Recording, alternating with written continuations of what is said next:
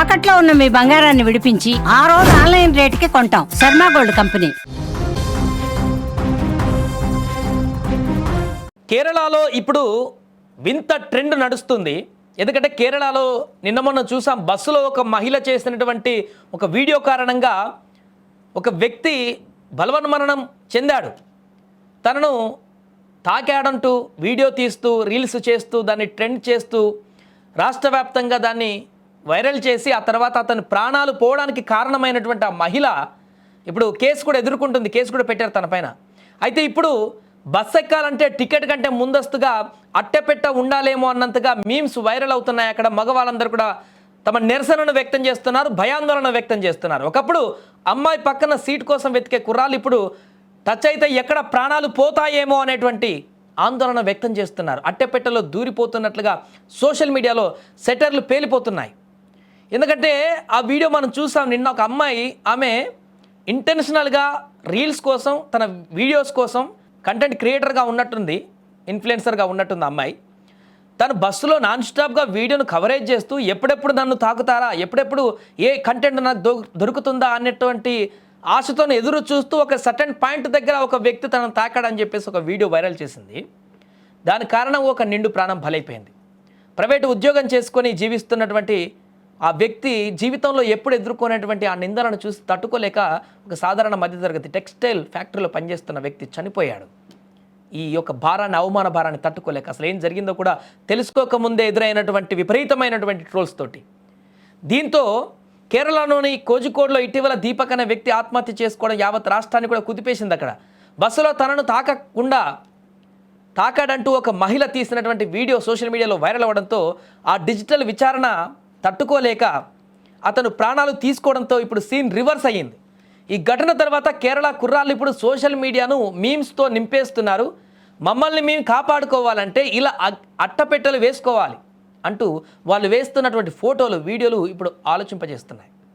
ఒకప్పుడు బస్సులో రద్దీ ఉంటే సర్దుకుపోయేవాళ్ళు, కానీ ఇప్పుడు కెమెరా పట్టుకున్న అమ్మాయి కనిపిస్తే కిలోమీటర్ల దూరం పారిపోయేటువంటి పరిస్థితి వచ్చింది. ఆ బస్సులో వీడియో కూడా ఒకసారి గమనించండి మీరు.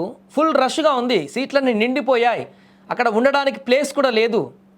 నిలబడ్డారు, చాలా టైట్గా నిలబడ్డారు, ఒకరికొకరు తాకే అంత టైట్గా నిలబడ్డారు. అంత రష్ ఉంది అక్కడ. రెగ్యులర్గా అలానే వెళ్తుంది. అది పబ్లిక్ ఎక్కువగా ఉన్నప్పుడు, అంత రష్ ఉన్నప్పుడు, లోడ్ కంటే ఎక్కువ బస్సు అట్లా వెళ్తున్నప్పుడు, అది కుదుపులకు లోనైనప్పుడు అటు ఇటుగా ఊగడం అనేది సాధారణం. రోబో కాదు కదా మనం స్టిఫ్గా నిలబడడానికి. కానీ ఇప్పుడు ఇదే భయాందోళనకు గురి చేస్తుంది అబ్బాయిలందరినీ కూడా.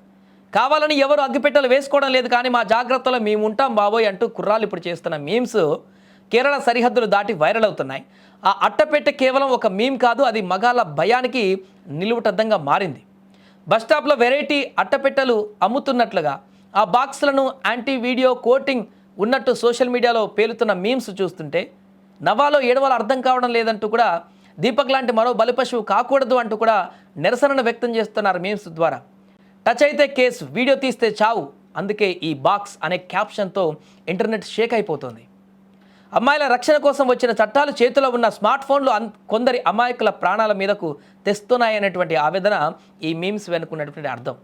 అందుకే బస్సులో అగ్గిపెట్టెలు వేసుకొని కూర్చున్నట్లుగా, రోబోల్లాగా తయారైనట్లుగా గ్రాఫిక్స్ చేసి వాళ్ళు మీమ్స్ చేస్తున్నారు అక్కడ. ఇది చూసిన వాళ్ళు పాపం కుర్రాళ్ళు పరువు కాపాడుకోవడానికి ఎంత కష్టపడుతున్నారో అంటూ కామెంట్స్ కూడా పెడుతున్నారు. నిజానికి ఎవరు బస్సులో అట్టపెట్టెలు వేసుకొని తిరగడం లేదు, కానీ ఒక అబద్ధపు వీడియో ఒక నిండు ప్రాణాన్ని బలి తీసుకుంటే ఒక అబ్బాయి ఇలా అట్టపెట్టెలలో బతకవలసిందే అన్నట్టుగా ఈ మీమ్స్ సారాంశం కనిపిస్తుంది. మహిళల భద్రత ఎంత ముఖ్యమో పురుషుల ఆత్మగౌరవం కూడా, వారి భద్రత కూడా ఇప్పుడు ఒక రకంగా చెప్పాలంటే వారి భద్రత కూడా ముఖ్యమే అన్నట్టుగా కుర్రాళ్ళు ఇలా అట్టపెట్టెల మీమ్స్ ద్వారా గట్టిగానే వారు సమాధానం చెప్తున్నారు. ఆడబిడ్డల రక్షణ మనందరి బాధ్యత, వారిని గౌరవంగా చూడటం ప్రతి పురుషుడి కనీస ధర్మం. ఎక్కడో ఒక నీచుడు ఉంటాడు, మూర్ఖుడు ఉంటాడు, వాడిని ఖచ్చితంగా శిక్షించాలి. ఒక్కరిని బూచిగా చూపించి వ్యవస్థలను నాశనం చేసేటువంటి పరిస్థితి తీసుకురావద్దు. మహిళల రక్షణ కోసం రూపొందించిన చట్టాలను అడ్డం పెట్టుకుని అమాయకపు అబ్బాయిల జీవితాలను నాశనం చేయడం కూడా అంతే పెద్ద నేరం అవుతుంది. ఒక తప్పుడు వీడియో లేదా ఒక నిరాధారమైనటువంటి ఆరోపణ ఒక వ్యక్తి పరువునే కాదు, అతని నిండు ప్రాణాన్ని కూడా ఇప్పుడు బలి తీసుకుంది. అతని కుటుంబాన్ని కూడా రోడ్డున పడేసింది. ఇప్పుడు మహిళలకు రక్షణ ఉండాలి, అలాగే పురుషులకు న్యాయం కూడా జరగాలి. చట్టం ఎవరికి ఆయుధం కాకూడదు, అది అందరికీ రక్షణ కవచంలా ఉన్నప్పుడే ఈ అట్టెపెట్టెల భయాలు లేని ఆరోగ్యవంతమైనటువంటి సమాజం సాధ్యమవుతుంది. మరి మీరేమంటారో కామెంట్ చేయండి.